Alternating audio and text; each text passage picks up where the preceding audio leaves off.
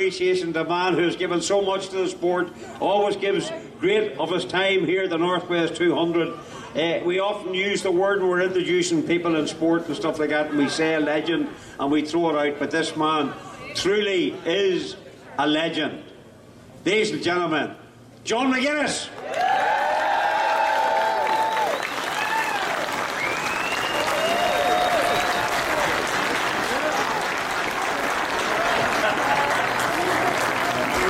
Ladies and gentlemen, you know this, you're lucky in my job to get doing this, I guess, and I get talking to a lot of top sports people. This man really is one of a kind. This is a class act. I think we're so pleased to have him here, fitting well back at the Northwest 200. I think you'd all agree with that, wouldn't you? That's what we want. John, great to see you again, and you're in good shape, you're looking well, kid.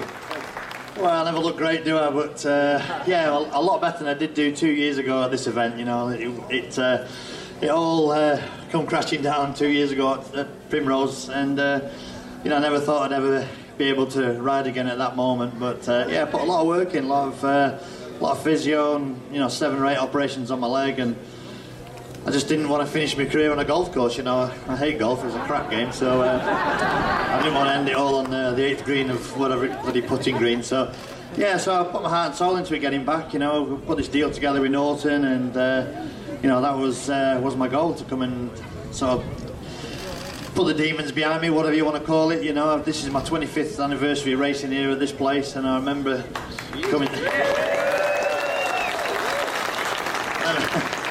I remember turning up 25 years ago, me and the missus in the old Iveco van, the old rusty van full of red diesel and no insurance and everything else. Sorry, the police are listening there, John, sorry.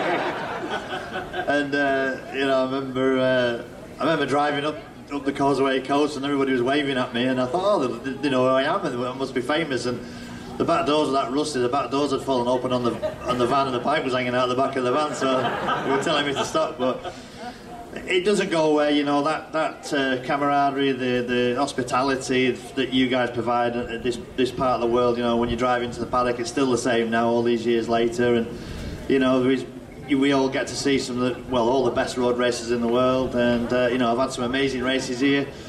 I've raced with Joy Dunlop, Robert Dunlop, I've raced with all the greats and the youngsters now who are the future and stuff, so I've had so many fantastic memories, one half a dozen of them over the years as well, and you know, here we are riding for Norton and looking at myself in the mirror thinking, what am I bloody doing? I must be mad, but I just love the place, and you know, I've had a frustrating week, to be honest. You know, it's not been easy. I've had four starts in practice and broke down in every bloody one of them, so it's been a bit frustrating. Ran out of fuel yesterday on the big Norton, and I was banging on people's doors trying to siphon lawnmowers and try and get some petrol and to get the bike back. And bless him, there was a boy there and he had a colostomy bag on. He took the pipe off his colostomy bag and fed it down down the side of his I mean, only an island, isn't it?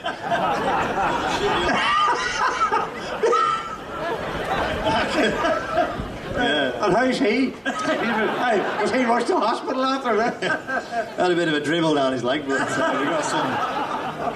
we got some fuel in the bloody big Norton, and we got it back after the practice session. But just stories like that, they'll never always be in my mind forever. And only an island, as you say, you know. Yeah, only an island. But look, I remember a couple of years ago it was very difficult. Every fan was their heart went out to you, and they were hoping and praying it would be okay. A lot of people thought, I think back then, they thought it wasn't going to happen to see you again, and they're just, you saw by the reaction, we're just delighted that you're here and part of the fabric of this very, very special event, because you're part of the fabric of the sport, and those likes of those stories, you're always great fun, and you always you give plenty back, John. Yeah, I try to, you know. I mean, without the fans and you guys here to support us, we're nothing as well, you know. You know, I was those 4 times out.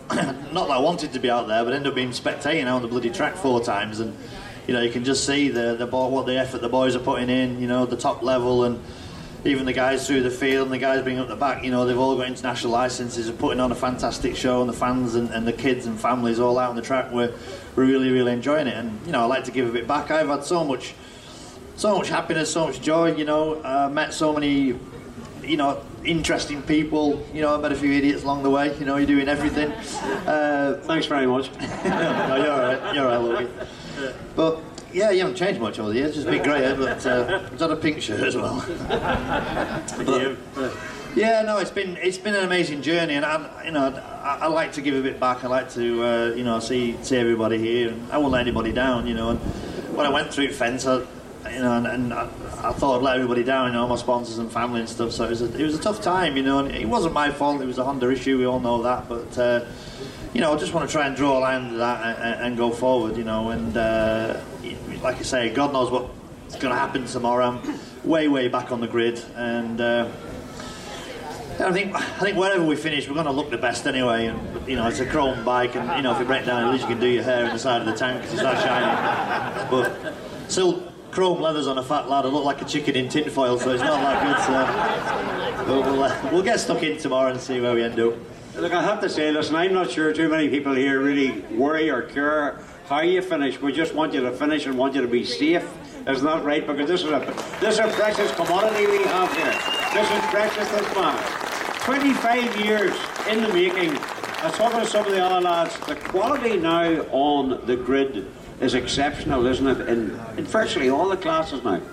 Yeah, it's stunning. Lap records were getting broken in qualifying. Lap records were getting broken in the race last night. And it's there's a lot of respect for the riders. We've got BSB riders, we've got former champions,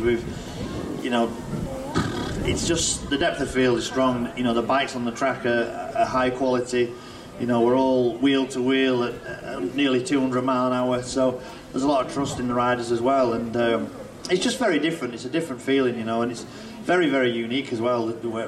The Northwest is the only place really where it's a mass start, not like the TT, but where you're doing that speed so close to each other, and anything goes wrong at that speed, or it can be huge, especially going down towards university. So very, very special, very unique, and I think that I know we all look like we're probably a few blocks short of a pallet in the head. You're looking for the outside, looking in, but we all know what we're doing, and we all have the trust in each other. So. Let's hope we could just put a good show on tomorrow, and everybody be safe.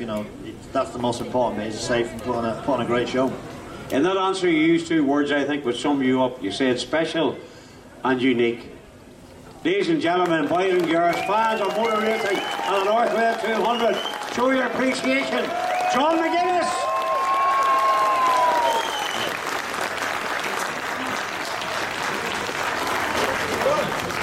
And ladies and gentlemen, I think we have another one, haven't we? Is he here?